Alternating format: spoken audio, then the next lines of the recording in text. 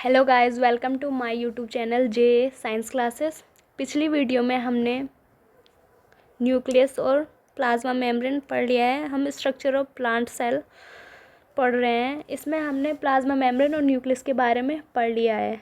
अब आज हम उससे आगे साइटोप्लाज्म के बारे में पढ़ते हैं। साइटोप्लाज्म होता क्या है? जो इसमें लिक्विड भरा हुआ रहता है, ठीक है, उसे साइटोप्लाज्म कहते हैं। लेकिन साइटोप्लाज्म सिर्फ वो लिक्विड ही नहीं होता है। साइटोप्लाज्म क्या होता है? जो साइटोप्लाज्म जो इसमें लिक्विड है, उसके साथ जो ये सेल ऑर्गेनेल्स हमें दिख रहे हैं, इसमें एंडोप्लाज्मिक रेटिकुलम हो गया, क्लोरोप्लास्ट हो गया, माइटोकॉन्ड्रिया हो गया, गोल्जी एपरेटस हो गया, वैक्यूल हो गया, इन सबको मिलके क्या बनता है? हमारा साइटोप्लाज्म बनता है। जो इसमें सिर्फ लिक्विड वाला पार्ट होता है वो हमारा साइटोसॉल कहलाता है, ठीक है। और साइटोसॉल के साथ जब सेल ऑर्गेनेल मिल जाता है तो उसे क्या कहते हैं? उसे कहते हैं हम साइटोप्लाज्म। साइटोप्लाज्म पढ़ने से पहले हम थोड़ा प्लाज्मा मेम्ब्रेन में एक चीज़ छूट गया था, उससे बता देते हैं। प्लाज्मा मेम्ब्रेन में मैंने बताया था ऑस्मोसिस और डिफ्यूज़न। जो ऑस्मोसिस होता है, इसमें क्या नेसेसरी होता है? इसमें एक चीज़ नेसेसरी होती है, प्लाज्मा मेम्ब्रेन, ठीक है। प्लाज्मा मेम्ब्रेन के थ्रू ऑस्मोसिस होता है, बिना प्लाज्मा मेम्ब्रेन के ऑस्मोसिस नहीं होता है। लेकिन जो डिफ्यूज़न होता है वो बिना प्लाज्मा मेम्ब्रेन के भी हो जाता है। तो यही चीज़ इसमें छूट गई थी कि जो ऑस्मोसिस होता है उसके लिए प्लाज्मा मेम्ब्रेन नेसेसरी होती है। अब हम आगे पढ़ते हैं साइटोप्लाज्म के बारे में। देखो, साइटोप्लाज्म क्या होता है? कोशिका द्रव्य इसे हिंदी में कहते हैं, ठीक है। मैंने पहले ही बता दिया है, लिक्विड पार्ट जो होता है सेल में प्लस जो सेल ऑर्गेनेल्स होते हैं, ये दोनों मिलके क्या बनाते हैं? साइटोप्लाज्म बनाते हैं, ठीक है। और विदाउट सेल ऑर्गेनेल, ठीक है, अगर हम सेल ऑर्गेनेल्स को हटा दें सेल से और सिर्फ लिक्विड वाले पार्ट की बात करें तो वो हमारा साइटोसॉल कहलाता है। तो ये पता होना चाहिए, जो लिक्विड पार्ट होता है वो साइटोसॉल कहलाता है, ठीक है। अब मैंने दो चीज़ बताई थी कि जो न्यूक्लियस होता है, न्यूक्लियस में भी क्या होता है? एक लिक्विड होता है जिसे न्यूक्लियोप्लाज्म कहते हैं, केंद्रक द्रव्य कहते हैं, ठीक है। और जो बाहर लिक्विड होता है जिसको हम साइटोसॉल कहते हैं, ठीक है। उन दोनों को मिलके क्या बनता है? हमारा प्रोटोप्लाज्म बनता है। और इसमें बहुत बार क्वेश्चन पूछा जाता है कि प्रोटोप्लाज्म की खोज किसने करी थी सबसे पहले? तो पुरकिंजे एक साइंटिस्ट हुए हैं, इन्होंने 1839 में प्रोटोप्लाज्म की खोज करी थी, ठीक है। तो जीव द्रव्य किस किस से मिल के बना होता है? साइटोप्लाज्म और न्यूक्लियोप्लाज्म मिलके प्रोटोप्लाज्म बनता है, ठीक है। तो जो साइटोप्लाज्म है उसमें क्या लिक्विड पार्ट और क्या होते हैं? सेल ऑर्गेनेल्स होते हैं, ठीक है। तो जो सेल ऑर्गेनेल्स होते हैं वो कौन कौन से होते हैं? बहुत सारे सेल ऑर्गेनेल्स होते हैं। तो सेल ऑर्गेनेल होते क्या है? लिविंग पार्ट होते हैं सेल के, ठीक है। लिविंग पार्ट होते हैं जिनका क्या होता है? एक डेफिनेट शेप होता है, साइज होता है और स्ट्रक्चर होता है, ठीक है। और इनके फंक्शन भी क्या होते हैं? फिक्स्ड होते हैं।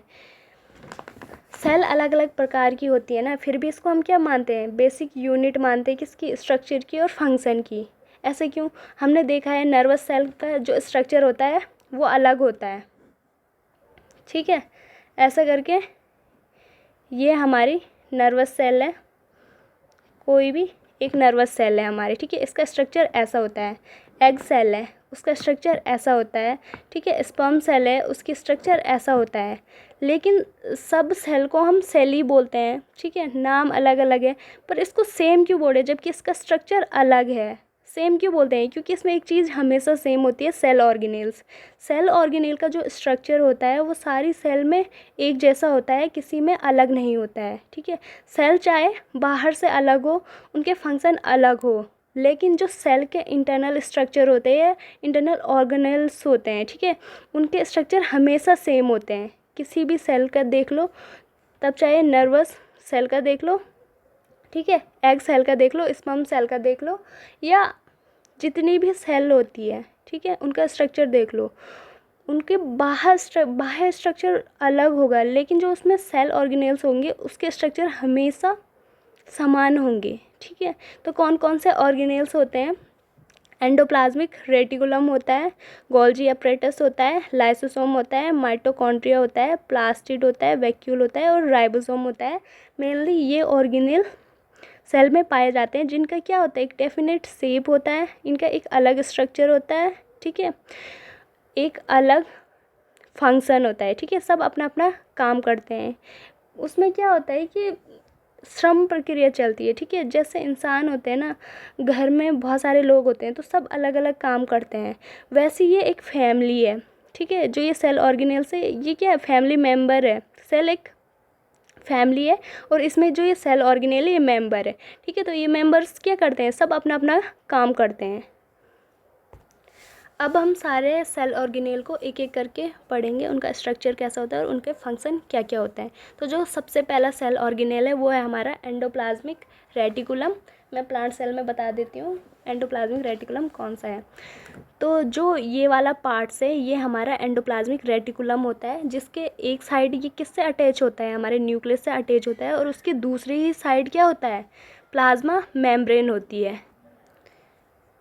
तो इसमें क्या होता है कि एक साइड न्यूक्लियस होता है और दूसरी साइड होता है हमारी प्लाज्मा मेम्ब्रेन। तो ये तो इसकी पोजीशन हो गई, कहाँ पे होता है, इसकी लोकेशन हो गई, ठीक है।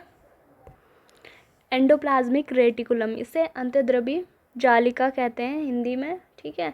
तो जो इसमें है क्या है, large network of tubes and seats. इसमें जो स्ट्रक्चर होता है इसका कैसे होता है, देखो ये ट्यूब्स है, ट्यूब लाइक स्ट्रक्चर है, ठीक है। और ये क्या है, सीट, ये दोनों ही क्या है, एंडोप्लाज्मिक रेटिकुलम है, ठीक है।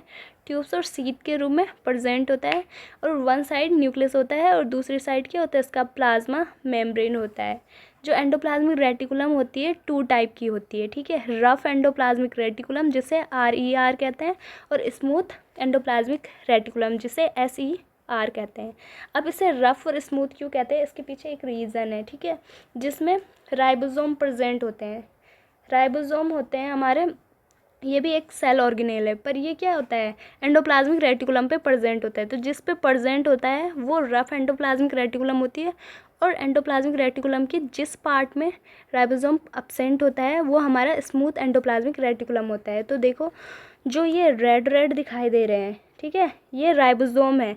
जो ये सीट वाला एंडोप्लाज्मिक रेटिकुलम है इसमें ये राइबोसोम चिपके हुए हैं। तो देखने पे जो इसकी सतह है वो हमें खुरदुरी दिखाई देती है, किसकी वजह से, इन राइबोसोम की वजह से, इसलिए इसको रफ एंडोप्लाज्मिक रेटिकुलम कहते हैं। और जो ये ट्यूब्स लाइक स्ट्रक्चर है इसमें एक भी राइबोसोम प्रेजेंट नहीं है, ठीक है। तो इसकी जो सरफेस होती है एकदम स्मूथ होती है, इसलिए इसको स्मूथ एंडोप्लाज्मिक रेटिकुलम कहते हैं। तो ये 2 टाइप्स हो गए, ठीक है। इन्हें रफ क्यों कहते हैं, स्मूथ क्यों कहते हैं, इसका फंक्शन क्या होता है वो देख लेते हैं। देखो जो इसमें रफ एंडोप्लाज्मिक रेटिकुलम होती है उस पर राइबोसोम प्रेजेंट होता है, और राइबोसोम का जो मेन काम होता है वो होता है प्रोटीन सिंथेसिस का, ठीक है। तो जो सिंथेसिस,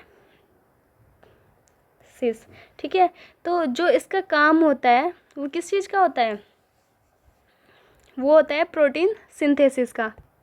तो रफ एंडोप्लाज्मिक रेटिकुलम क्या करती है, प्रोटीन सिंथेसिस का काम करता है, लेकिन स्पूत पे प्रेजेंट नहीं होता है तो वहाँ प्रोटीन नहीं बनता है, क्योंकि राइबोसोम का जो मेन काम होता है, ठीक है, राइबोसोम का मेन फंक्शन होता है प्रोटीन सिंथेसिस, प्रोटीन बनाने का काम होता है राइबोसोम। जहाँ जहाँ राइबोसोम प्रेजेंट होगा वहाँ वहाँ प्रोटीन बनेगा, ठीक है। तो पहला फंक्शन वही हो जाता है कि प्रोटीन सिंथेसिस करता है, ठीक है। अब जो स्मूथ एंडोप्लाज्मिक रेटिकुलम होता है वो क्या करता है, फैट और लिपिड के मॉलिक्यूल बनाने में हेल्प करता है, ठीक है। तो जो फैट और लिपिड होता है उसके मॉलिक्यूल बनाने में क्या करता है, हेल्प करता है। मेम्ब्रेन बायोजेनेसिस, जो प्लाज्मा मेम्ब्रेन होती है वो हमारे लिपिड और प्रोटीन की बनी होती है ना। तो जो इसमें लिपिड होता है, ठीक है, और जो प्रोटीन होता है वो मिलके क्या करते हैं, प्लाज्मा मेम्ब्रेन बनाते हैं, ठीक है। तो जो इसके कुछ लिपिड और कुछ प्रोटीन वाला पार्ट प्लाज्मा मेम्ब्रेन को बनाने में मदद करता है। तो ये भी हमारा इम्पॉर्टेंट पॉइंट हो जाता है इसका। बहुत बार क्वेश्चन पूछा जाता है कि प्लाज्मा मेम्ब्रेन को बनाने में कौन सा सेल ऑर्गेनेल हेल्प करता है, तो वो है हमारा एंडोप्लाज्मिक रेटिकुलम, जो मेम्ब्रेन बायोजेनेसिस में मदद करता है, ठीक है। इसमें जो प्रोटीन और लिपिड होते हैं act as a hormone and enzyme. इसके कुछ प्रोटीन और कुछ लिपिड हार्मोन और एंजाइम की तरह काम करते हैं, ठीक है। तो ये था हमारा प्लाज्मा मेम्ब्रेन, ठीक है। इसका स्ट्रक्चर हम देख चुके हैं, ऐसा होता है। इसमें रफ एंडोप्लाज्मिक रेटिकुलम होती है, स्मूथ एंडोप्लाज्मिक रेटिकुलम होती है, ठीक है। राइबोसोम होते हैं जो प्रोटीन सिंथेसिस का काम करते हैं और ये मेम्ब्रेन बायोजेनेसिस में मदद करता है। तो ये था हमारा एंडोप्लाज्मिक रेटिकुलम। सेल के अदर ऑर्गेनेल्स के बारे में हम अगली वीडियो में पढ़ेंगे। Thank you.